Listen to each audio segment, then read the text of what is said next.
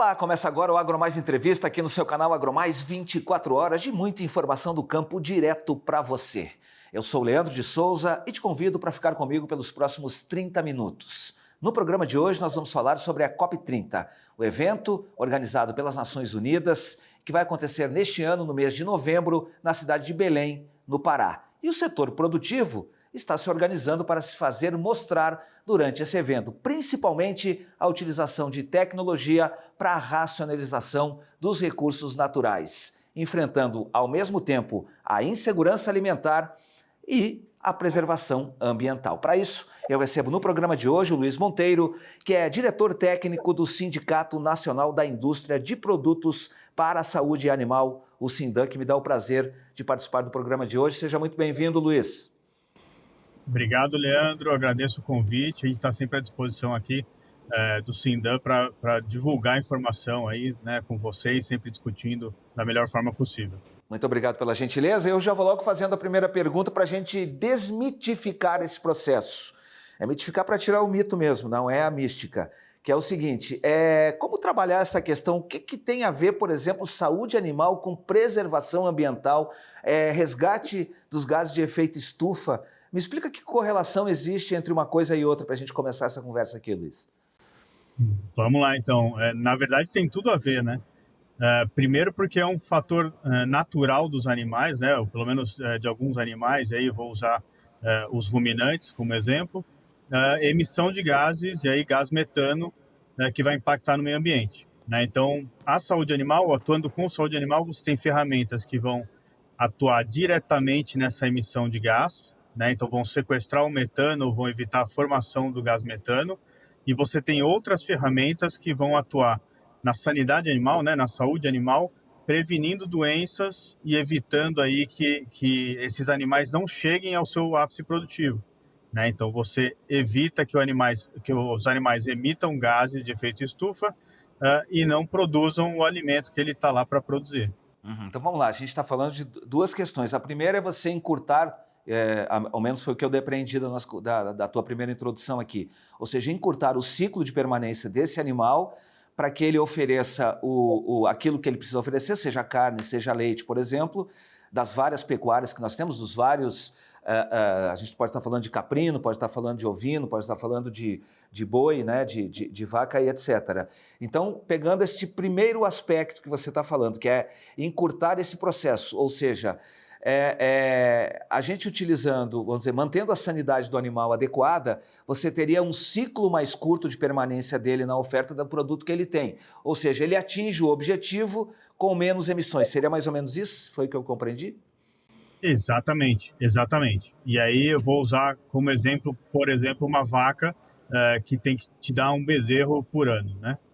Então você pega algumas propriedades que vão variar aí nessa taxa de prenhez de uma para outra, de acordo com as tecnologias implementadas, mas se espera um bezerro por ano, né? Então se essa vaca perde esse bezerro, né? Se esse bezerro morre ou aborta, né, nesse período, você perdeu um ano de produção, né? Então esse bezerro não vai estar daqui 2 anos pronto para o abate, né, por exemplo.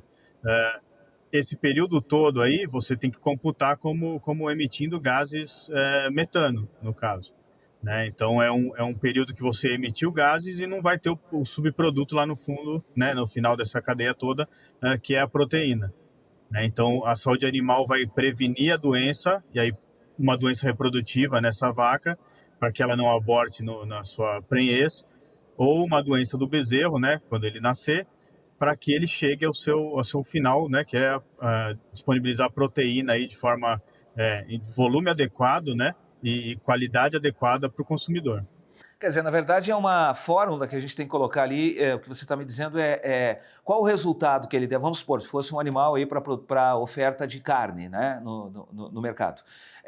O que você está dizendo é que ele vai emitir de qualquer jeito, quer dizer, o período que ele ficar no campo ele vai emitir, não tem o que fazer, mas o resultado, quer dizer, essa conta, vamos dizer assim, a oferição positiva, vamos dizer, para o resgate do carbono, ela se daria quando ele, ao atingir o objetivo, ele vai oferecer aquela proteína que era o sentido da produção ali. Se isso não acontecer, ele vai estar apenas emitindo carbono sem que haja por exemplo, a oferta de alimento e a redução do risco alimentar que se teria, por exemplo, ou pelo menos garantindo que as populações tenham acesso àquele produto.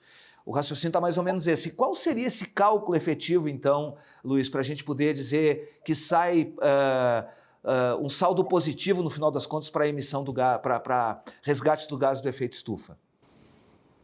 Então, vamos lá. Lógico que isso varia, né, como eu coloquei, de propriedade para propriedade, dependendo da tecnificação. Então, hoje no Brasil, a gente fala que tem, vou arredondar os valores aqui, mas 20% das propriedades com grande produtividade, então vão produzir aí 80% da produção nacional, contra 80% das propriedades que vão produzir 20%, né, o famoso 80-20 aí. Então, essas propriedades, esses 20% de propriedades que são mais tecnificados, eles vão produzir mais e vão conseguir reduzir esse período produtivo. Né? Tem um animal mais novo para o abate, com uma quantidade, né, de carcaça, um rendimento de carcaça melhor, né, comparado com os outros 80%. Então, a gente tem que buscar democratizar as ferramentas, as tecnologias, e aí não só saúde animal, né, como alimentação e genética. A gente faz parte de um pilar aí, né, de um tripé para fornecimento de uma proteína saudável em quantidade adequada. Então tem que democratizar essas ferramentas para que esses animais consigam produzir num tempo mais curto, né, uma quantidade adequada de alimento e um tempo mais curto, quantidade adequada, e com uma qualidade adequada de alimento, tá? Basicamente é isso que a gente tem que fazer. E aí, obviamente, se você for considerar as taxas globais, você considera que mesmo países desenvolvidos, eles vacinam até 50% do seu rebanho, né? Isso considerando várias doenças.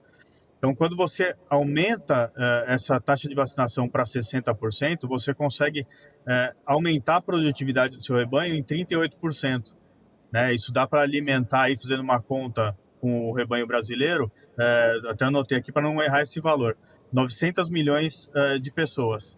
Né? Então, para você ver como é significativo um pequeno aumento, né, uma pequena taxa de aumento na vacinação em relação à produtividade. Você aumenta a produtividade, melhora a sustentabilidade e aumenta o ganho financeiro para o produtor.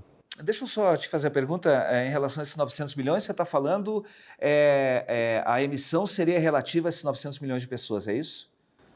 Não, estou falando que a quantidade de carne produzida seria referente a esses 900 milhões de pessoas. Se você for considerar emissão, eu até anotei aqui também, quando você reduz 10% das doenças presentes no rebanho, você consegue diminuir em 800 milhões de toneladas de gás de efeito estufa. Né? Então, você vê que você ganha na redução dos gases de efeito estufa e em contrapartida, você ganha também na produção de alimento. Né? Um alimento de qualidade, seguro para o seu consumidor e adequado para o meio ambiente. Que é o objetivo, seria o objetivo de todos.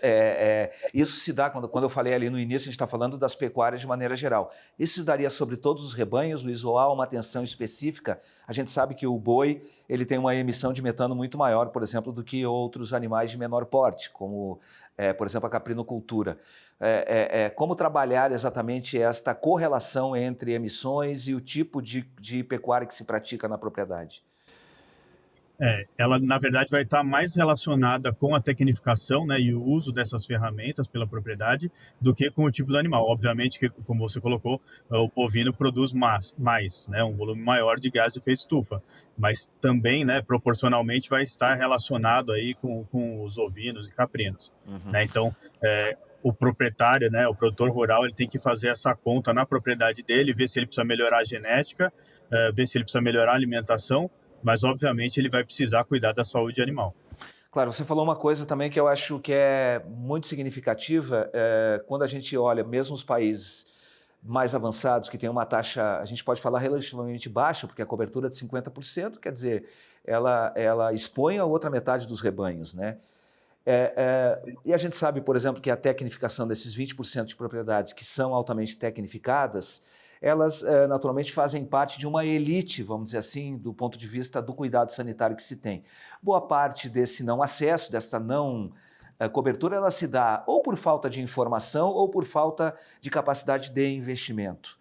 Como trabalhar esta questão vislumbrando exatamente uma exigência maior dos mercados hoje que passam a levar em consideração o impacto ambiental que as produções têm, principalmente quando a gente vê, por exemplo, guerras comerciais, que a gente está vendo aí cada dia mais acirradas, né?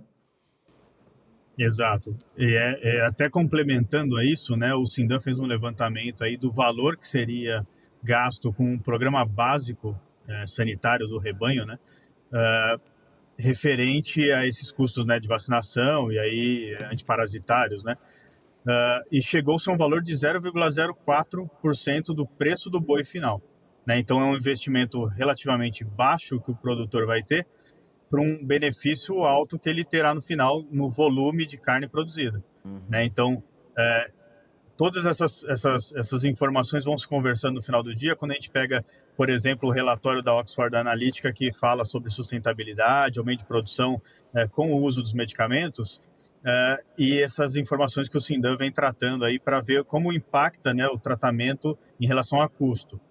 Mas é importante ressaltar aí uma ação que o Sindan vem fazendo aí também, solicitar ao Ministério da Agricultura que nos apoie com essas informações. E quando eu falo apoiar, é apoiar no sentido de criar um programa básico sanitário nacional, democratizar as ferramentas, e aí não no sentido financeiro exatamente, mas com o sentido de informar, né, o produtor rural. Então a gente tem algumas ferramentas estaduais e até federais que levam informação para o produtor. A gente tem uma grande empresa aí, que é a Embrapa, que ela faz pesquisa, que ela tem informação, ela tem genética, ela pode disseminar mais essa informação com o pequeno e médio produtor e melhorar esses níveis do rebanho brasileiro. Então a gente tem um grande espaço aí para crescer, tanto na genética, tanto na alimentação, quanto na saúde animal, aí para todo o rebanho brasileiro. Maravilha, Luiz. Eu vou pedir um tempinho aqui, a gente vai fazer um intervalo rapidinho, mas volta já já, tá bom? Perfeito. Maravilha. Você que está conosco, não saia daí, a gente volta rapidinho.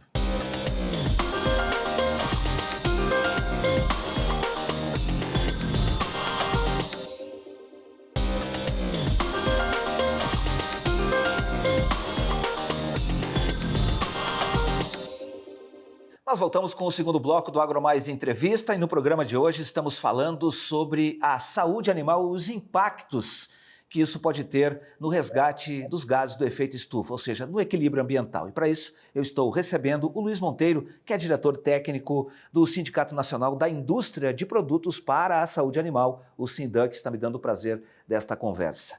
Luiz, no primeiro bloco a gente fez um apanhado geral a respeito da correlação direta que você tem entre a sanidade animal, né, essas questões sanitárias importantes, e a redução da emissão dos gases do efeito estufa. A gente sabe que muita da tecnologia, dos medicamentos que são utilizados, eles podem contribuir para que os animais, além daquela correlação que tem entre o tempo de permanência dele no campo, quando com uma sanidade adequada é reduzida e isso se traduz em alimento, portanto, você faz uma conta, uma contabilidade entre a oferta de alimento, a redução do risco alimentar que você tem para o planeta e o resgate dos gases do efeito estufa, ou seja, da emissão, o cálculo ele acaba ficando positivo. Mas a gente sabe que tem muitos medicamentos que podem contribuir para que um bovino, por exemplo, reduza a emissão de gás metano. Mas a gente sabe também que, às vezes, liberar um medicamento, sobretudo o medicamento veterinário, mas também, claro, outros medicamentos para as pessoas, às vezes é um longo caminho que tem que se seguir. Há a necessidade de que, olhando para esta perspectiva de produção mais equilibrada, se tenha de fato um ambiente regulatório mais rápido no sentido de ofertar medicamentos mais modernos que possam contribuir, por exemplo, à redução da emissão dos gases do efeito estufa, Luiz? Isso, exatamente, perfeita a sua colocação. Hoje a gente trabalha, né, a gente tem uma portaria do Ministério da Agricultura para uma aprovação prioritária, né? Ela não é mais rápida, é prioritária dos medicamentos que são inovadores, né? Então, esses medicamentos aí que vão ser utilizados para sequestrar ou para evitar que os gases metano, por exemplo, entrem para o ambiente, eles podem passar, né? Podem se utilizar dessa portaria como um sistema de inovação para acessar o mercado nacional. Infelizmente, a gente tem um processo que é demorado, como você colocou, né? O registro de produto veterinário no país aqui vai demorar entre 2 e 5 anos, dependendo, né, de o que é necessário se analisar desse produto, né, da complexidade desse produto, né? Então a gente precisa e vem trabalhando também com o Ministério da Agricultura para tentar otimizar esse período, né? Ele tem que passar por todo o processo de registro, toda a análise necessária, os estudos necessários, mas como que a gente pode desburocratizar, onde não vai impactar negativamente o registro desses produtos, né? E disponibilizar essas ferramentas num tempo hábil para que ela chegue ao mercado sendo uma inovação, né? Se você perder esse tempo, você vai ter uma ferramenta que já não é mais inovadora, né? E não porque vai ter concorrente no mercado, mas porque esse mercado já evoluiu de um tanto que essa ferramenta já está inadequada. Uhum. Muitas vezes, e na maioria das vezes, sobretudo quando a gente fala com pessoas leigas, que são na verdade a população que recebe a informação e que é abastecida por ela, e muitas vezes é moldada a opinião em cima exatamente, às vezes, da própria desinformação. Então, quando a gente está falando em produção, por exemplo, pecuária, a gente vê muita resistência dos ambientalistas porque eles não conseguem ver essa correlação exatamente entre uma produção mais equilibrada, oferta de alimentos, redução da insegurança alimentar e etc. E aí, isso passa a ser, inclusive, um alvo significativo e até mesmo uma arma utilizada por quem gostaria de impor barreiras para produtos, e muitas vezes são barreiras comerciais disfarçadas de barreiras ambientais. Para superar essa situação, eu te pergunto, quais são os desafios mais importantes para enfrentar nesse momento situações como essa? A gente vê todos os dias, e a França, por exemplo, é um dos nossos principais adversários do ponto de vista de barreiras ambientais, e tem imposto, inclusive, dificuldade para a assinatura do acordo, para a aprovação do acordo União Europeia-Mercosul. A gente está vendo aí, os franceses de fato estão sempre colocando o pé em cima dessa questão. Então eu te pergunto, dentro desta perspectiva que eu pintei aqui agora, quais são efetivamente os desafios a serem superados? Quais as barreiras precisam ser de fato esclarecidas? E a vitrine está aí, né? Quer dizer, a COP30 pode ser uma ótima oportunidade para isso. Exatamente. A ideia é desmistificar, né? Porque a gente tem problemas sociais que impactam, por exemplo, com grilagem de terra e outros temas que acho que não vale comentar aqui nesse momento, mas mostrar que a produção brasileira ela já é feita de uma forma sustentável, né? As ferramentas já são utilizadas, é lógico que precisa melhorar, como a gente vem conversando aqui hoje, né? Mas isso vem sendo feito, né? Então a gente tem que demonstrar isso para o pessoal lá de fora, para eles entenderem que o processo não é baseado na falta de tecnologia, ou não uso de tecnologia, ou nós desmatamos mesmo e estamos produzindo por causa disso. Não é assim que funciona aqui, né? Então a gente tem que levar essa informação para eles, demonstrar isso. A gente tem vários exemplos no país que podem demonstrar isso para eles, né? E tentar ampliar essas ferramentas aí para os pequenos produtores, né? Então, se a gente conseguir levar essa informação para o pequeno produtor, ele está apto a utilizar ferramentas, ele começar a verificar esses benefícios que a ferramenta traz para ele, e aumentar sua produção, aumentar seu retorno financeiro, ele vai tender a ser mais sustentável, né?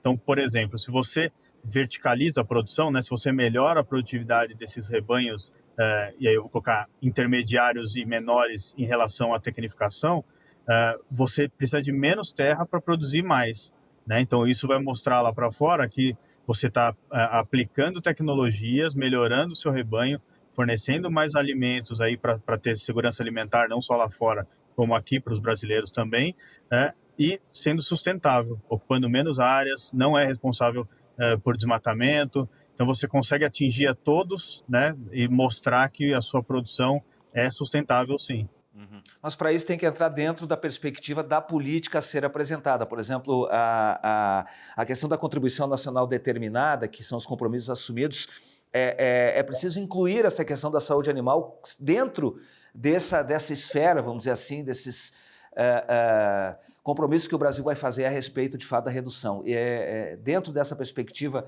como é que estão as negociações com o governo federal? Vocês veem perspectiva, de fato, para que isso aconteça? Exatamente. Nas primeiras conversas, né, a gente já teve um sinal positivo, né? Então, saúde animal estará incluída aí nessas discussões. A gente vai participar, e aí não sei se presencialmente, mas como com porta-voz aí o Ministério da Agricultura, tanto no setor, na Zona Verde, como é chamada, quanto na Zona Azul, né? Então, já vem aí com esse sinal positivo de que saúde animal será considerada pelo governo. né? Porque é um fator importante e a gente entende que os países que importam carne tentam se defender com barreiras não técnicas, né? E aí a gente tem que subsidiar o governo com informações, com dados, não só o setor de saúde animal, como de alimentação, como de produção, para que ele possa defender o produtor rural, né, nessas negociações lá fora e trazer mais benefícios, seja para exportar carne, seja para vender a carne aqui no território nacional. Agora, eu imagino que o setor, o segmento, tanto saúde animal quanto o segmento de nutrição, quer dizer, a cadeia produtiva como um todo, deva querer estar presente lá no evento, na COP30, que é importante esse contato direto. E aí eu te pergunto, como é que está sendo, como vocês estão organizando isso? Porque o evento está batendo a porta, aí imagino que os desafios sejam grandes. Como que vocês querem, de fato, participar? Como é que vai ser esta vitrine que vocês pretendem levar lá para esse evento, para atrair os olhos do mundo e mostrar que, de fato, a gente tem uma produção sustentada no sentido do equilíbrio ambiental e sustentada no sentido de oferecer, de fato, alimento para o mundo?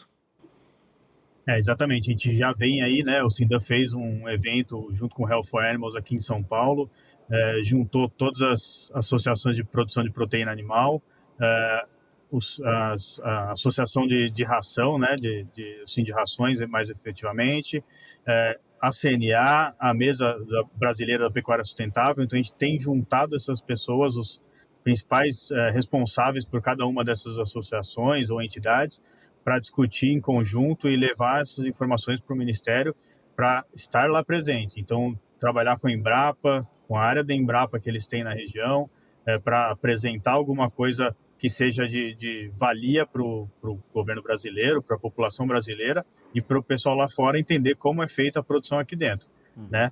Tem a melhorar, como eu falei? Tem, mas vamos trabalhar o que a gente já faz direito, melhorando aos poucos e fornecendo, né, fazendo o papel que o Brasil já vem fazendo há muito tempo, que é fornecer um alimento adequado, em quantidade adequada e qualidade adequada para o consumidor.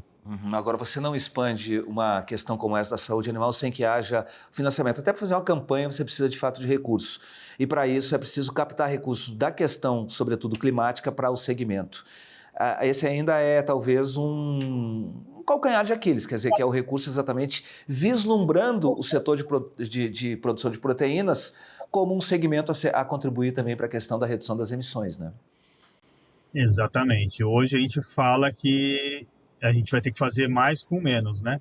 Tentar utilizar de forma assertiva tudo que a gente tem, e aí não só a parte de informação aqui, de capacidade humana para fazer as coisas até a COP e posterior à COP, né? Porque a gente acha que isso é um trabalho que efetivamente não acaba agora, é um trabalho contínuo de valorização aí do agronegócio brasileiro, mas também em relação à saúde animal, em relação à alimentação, em relação à genética.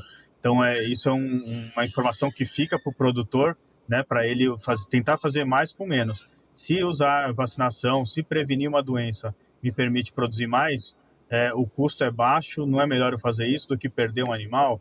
Então, é isso que a gente gostaria de deixar aqui como uma mensagem, de tentar buscar melhorar a produtividade, melhorar a sustentabilidade do nosso rebanho, né? E aí o retorno financeiro vem depois com o atingimento aí das produções que a gente precisa.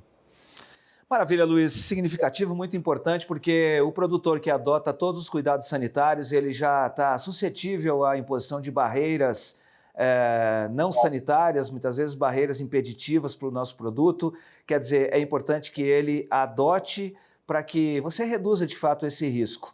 Eu acho que é uma questão muito importante, de fato, levar esse tema.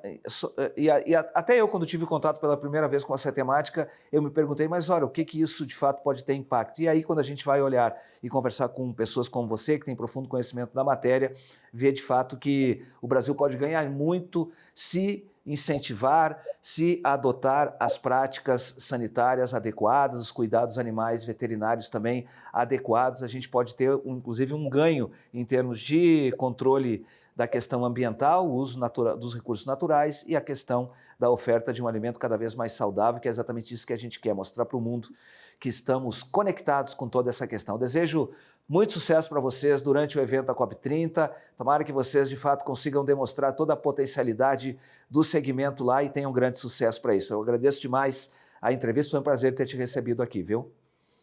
Eu que agradeço, Leandro, e coloco de novo toda a equipe do Sindan aqui à disposição para discutir todos os temas que vocês precisarem da gente.